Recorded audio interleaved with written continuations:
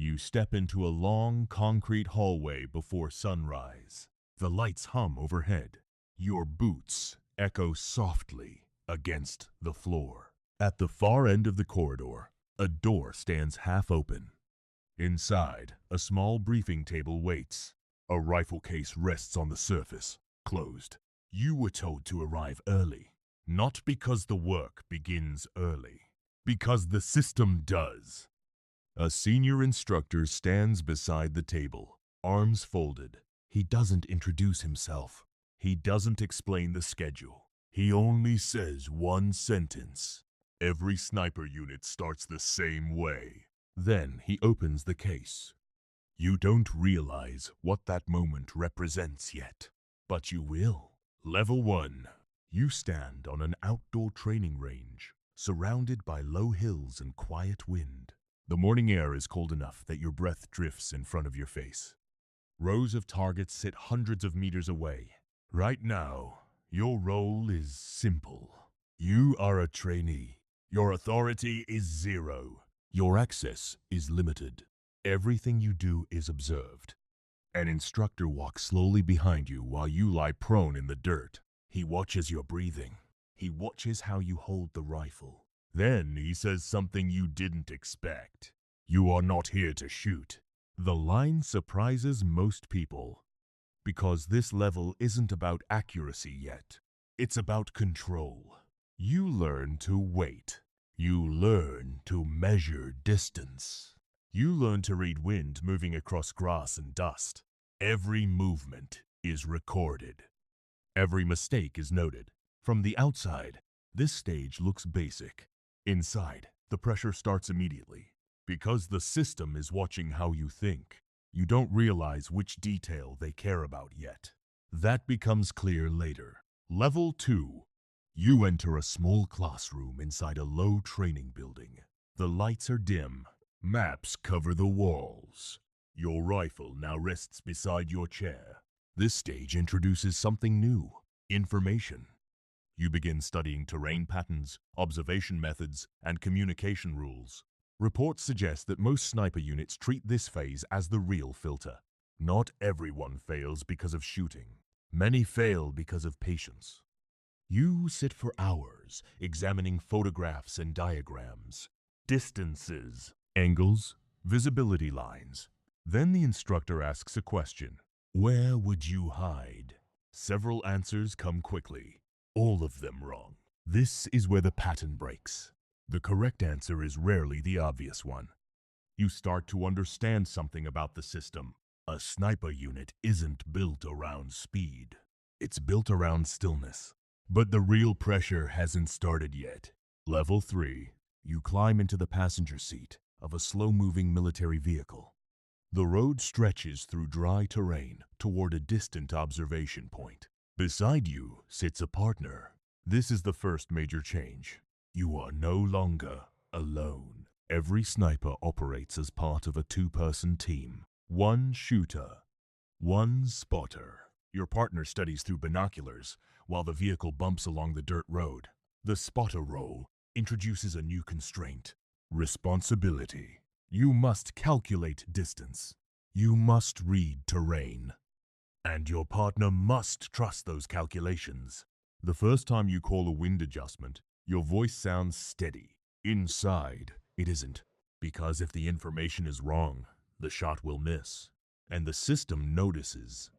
Something unusual happens during this stage.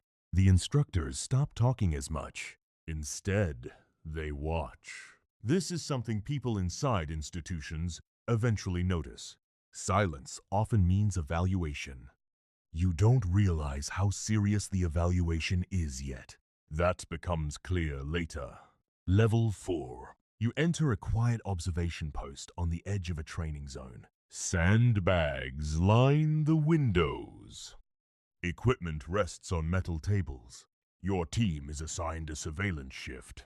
Now the role changes a guy. You are observing. Hours pass. Then more hours. The environment barely changes. A dusty road. A distant compound. Occasional vehicles. This stage introduces a new pressure. Fatigue. You learn to stay focused when nothing happens, because sometimes nothing is the signal. From the outside, observation work looks calm. Inside, it requires constant mental discipline. Your partner writes notes in a small notebook. You scan through the rifle scope. Then a senior observer enters the room. He studies your notes. He doesn't say much. But before leaving, he makes one comment. You're starting to see patterns. You don't realize what those patterns mean yet, but they will matter later. Level 5. You sit in a larger briefing room with several teams. Maps now cover the entire front wall. This level introduces operational structure. Your unit receives simulated mission assignments. The tasks are controlled. Nothing here is real, but the system treats it seriously. You analyze routes. You examine terrain. You discuss possible observation positions. Then the instructor introduces a rule. If the position is discovered, the mission ends. That single rule changes everything. Now every decision carries risk. You examine buildings, hills, shadows, and cover lines. Where would you move? Where would you hide? This is where the pressure shifts from skill to judgment. Because the best position is rarely the closest one. It's the one that keeps you invisible the longest. You think you understand the system now, but you don't. Not yet. Level 6. You enter a dark equipment room late at night. Metal lockers line the walls. Your unit has been assigned a longer field exercise. Days instead of hours. This level introduces endurance. You pack equipment carefully. Rations, batteries, observation tools. Every item has weight. Every extra item slows you down. You begin walking through quiet terrain with your partner before dawn. Miles pass slowly. The environment changes from open ground to dense cover. You settle into a concealed position, overlooking a distant structure. Then, the waiting begins again. But this time it lasts much longer. Fatigue builds slowly. Your legs go numb. Your eyes strain against the scope. This is something analysts often point out about sniper units. Most of the work is waiting, not shooting. The pressure here isn't action, it's stillness. But something about the exercise begins to change. You notice small movements far away, patterns in vehicles, patterns in routines. You start seeing the system behind the environment. That detail will matter later. Level 7. You step into a command tent where senior officers study large digital maps. This level introduces hierarchy. You are now part of a larger operational structure. Your team provides information. Others make decisions. The reports you submit influence how the system moves, but you do not control those decisions. This creates a new psychological pressure. Responsibility without authority. You submit observations about a simulated scenario. Later that evening, the command team changes the exercise plan based on those notes. You realize something important. Your role shapes the system, even if you don't lead it. From the outside, the chain of command looks simple. Inside, it rarely is. Because information travels upward, but pressure travels downward. And that pressure is increasing. Level 8. You sit in a dim operations room, reviewing reports from previous missions.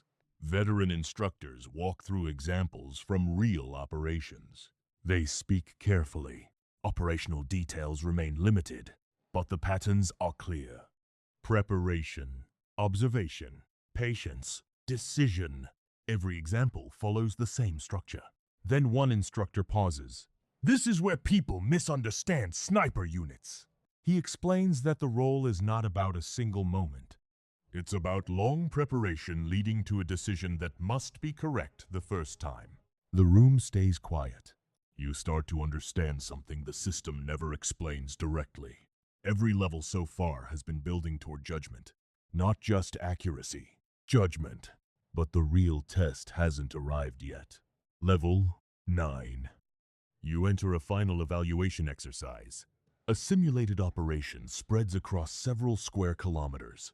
Your team moves quietly into position before sunrise. The terrain is unfamiliar. The mission parameters are limited. This is intentional. The system wants to see how you adapt. Hours pass as you observe the environment through the scope. Your partner calculates distance and wind adjustments. Then, something unusual happens. The scenario changes unexpectedly. New variables appear. You must decide whether to stay in position or relocate. Both choices carry risk. If you stay, visibility might disappear. If you move, your concealment might fail. The decision is yours. Moments like this rarely appear in official reports, but they define how sniper units evaluate people. You make the call. Your partner nods, and the exercise continues. For now, level 10. You walk back through the same training hallway where the process began. The lights hum quietly overhead. The rifle case sits on the briefing table again, but now the room feels different. Because you understand the system. You understand that every level was designed to test something specific. Control, patience, observation, judgment, responsibility. Most people imagine sniper units as single moments of action, but the system rarely works that way. Instead, it builds individuals who can operate calmly inside pressure, because the system existed long before you arrived. And it will continue long after you leave. The instructor closes the rifle case slowly. Then he says something that sounds familiar. Every sniper unit starts the same way. You step back into the hallway. Outside, the morning light is beginning to rise. Somewhere down that corridor, another trainee will arrive early. They will see the same door, the same table, the same case. They will think they are starting something new. But the system has seen this pattern before, and it will see it again. If you were in that position, what decision would you make? Subscribe if you want to step inside another system.